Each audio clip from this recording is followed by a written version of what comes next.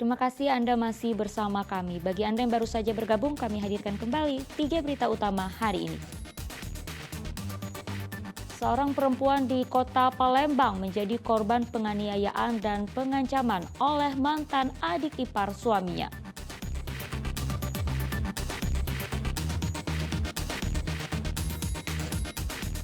Harga telur ayam di pasar tradisional di kota Palembang hingga kini masih mahal. Pedagang mengeluh karena pembelian berkurang.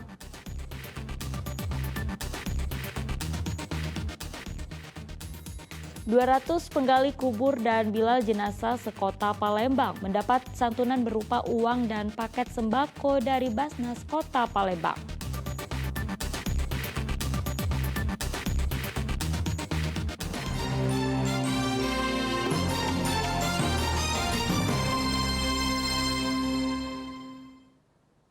Ya, harga telur ayam di pasar tradisional di kota Palembang hingga kini masih tinggi.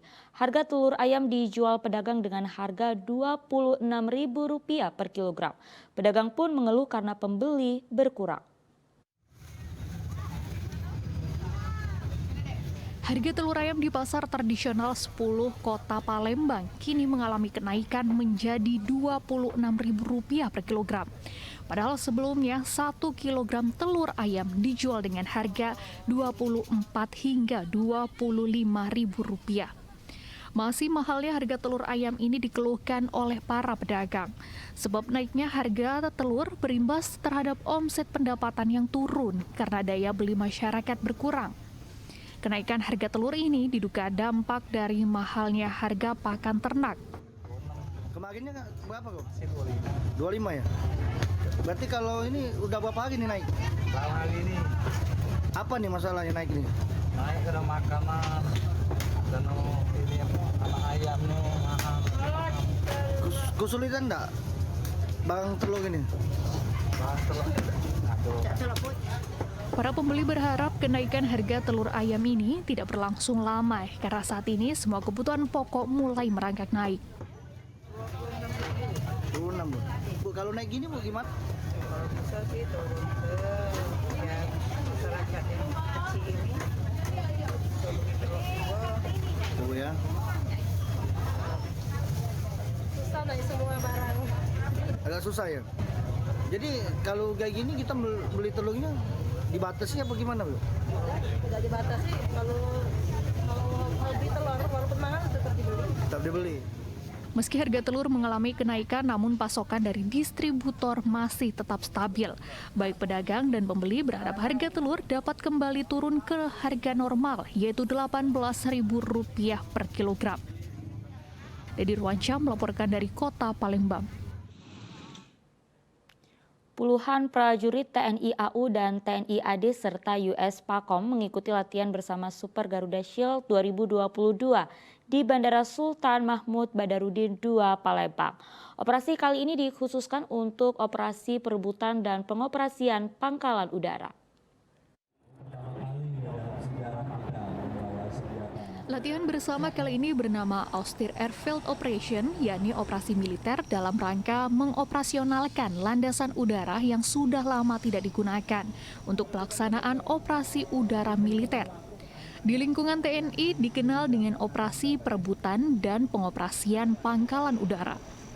Setelah pesawat mendarat, tim melaksanakan perebutan dan menguasai tower ATC bandara. Sementara tim lainnya melaksanakan patroli keamanan di runway bandara. Latihan ini mendatangkan senjata artileri medan sistem Cannon berkaliber 155 mm dengan berat 18,4 ton yang diangkut dengan pesawat Hercules C-130. Menurut Panglima TNI Jenderal Andika Perkasa, skenario latihan ini baru pertama kali menggunakan alutsista di daerah dengan landasan yang tidak punya infrastruktur pengendali. Melakukan manuver menggelar alutsista di daerah yang airstrip atau landasannya ini dianggap kurang memadai sehingga tidak punya instrumen atau infrastruktur pengendali. Nah, sehingga dari tim yang disiapkan ini yang kemudian menyiapkan menggunakan infrastruktur untuk pengaturan lalu lintas udara secara mobile. Latihan gabungan bersama Super Garuda Shield 2022 merupakan latihan gabungan bersama TNI dan Komando Indo-Pasifik Amerika Serikat yang berlangsung hingga 14 Agustus 2022 mendatang. Yanur Ihrom melaporkan dari Kota Palembang. Kerajinan kain ekoprint dengan bahan alami ternyata banyak diminati. Kini kerajinan kain ekoprint di Kota Palembang mampu menembus pasar hingga mancanegara.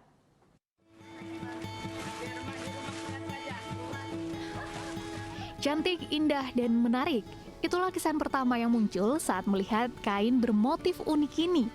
Ternyata kain-kain ini merupakan kerajinan yang menggunakan teknik ekoprint.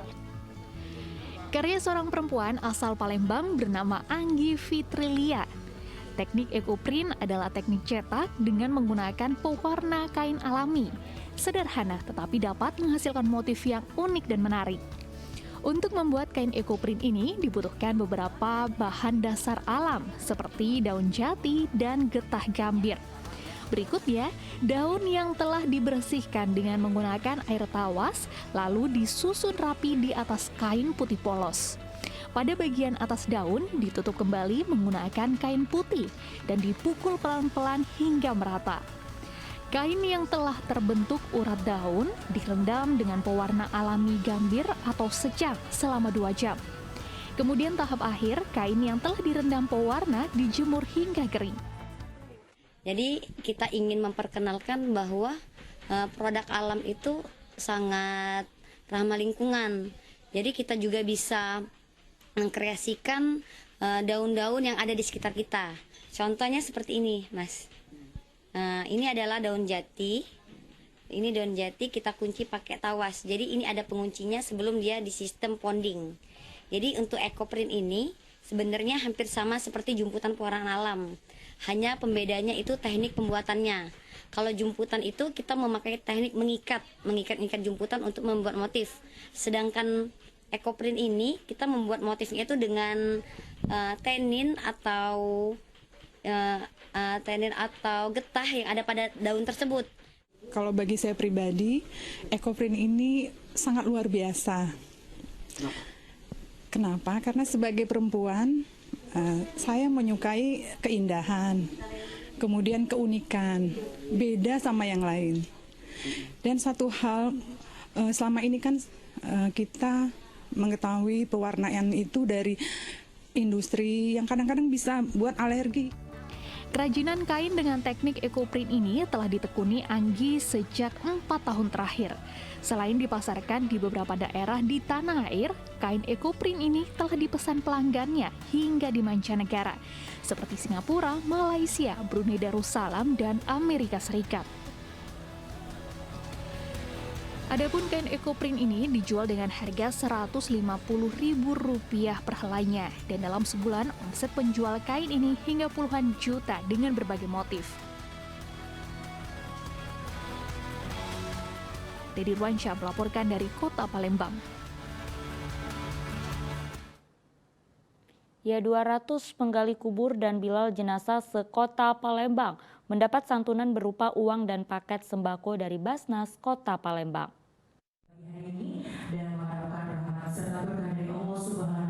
Pemberian santunan dilakukan oleh Sekretaris Daerah Kota Palembang pada Rabu pagi di ruang rapat para meswara kantor Sekretariat Daerah Kota Palembang. Selain itu, Sekda Kota Palembang juga melantik Koordinator Unit Pengumpul Zakat atau UPZ Kecamatan bersama Basnas Kota Palembang. Kepedulian Basnas terhadap penggali kubur dan bilal jenazah ini diapresiasi Sekda Kota Palembang. Dirinya berharap meski saat ini baru 100 penggali kubur dan 100 bilal jenazah yang mendapat santunan, kedepannya dapat ditingkatkan jumlahnya. Kepedulian dari Basnas Kota Palembang untuk memperhatikan masyarakat di tingkat grassroots, orang yang suka dan juga mendapatkan amanah sebagai bilal maupun penggali kubur, kita berikan satu apresiasi. Demikian pada hari ini saya hadir. Pak, besarnya jumlah bantuan yang diterima berapa? Ada 200 dia. Iya, 200. Ya, 200 orang. Ada 200, 100 untuk bilal dan 100 untuk penggali kubur.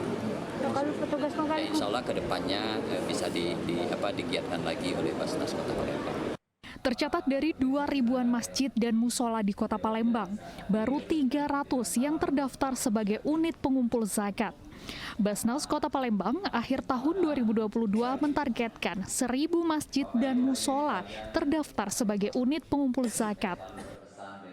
Baru 300 belum nyampe 400. Sekota Palembang. Dari 2.000 tadi? Dari 2.000. Nah, sejauh kan? Dari 2.000 masjid. Makanya saya menargetkan 1.000 tahun ini. Makanya tantangan bagi mereka akhir tahun ini harus sudah 1.000. Gimana caranya? Tahun depan tambah 1.000 lagi jadi pas. Di masjid musola. Koordinator UPZ Kecamatan Sekota Palembang dilantik untuk mensosialisasikan kepada pengurus masjid akan pentingnya terdaftar sebagai unit pengumpul zakat. Januari Rom melaporkan dari Kota Palembang.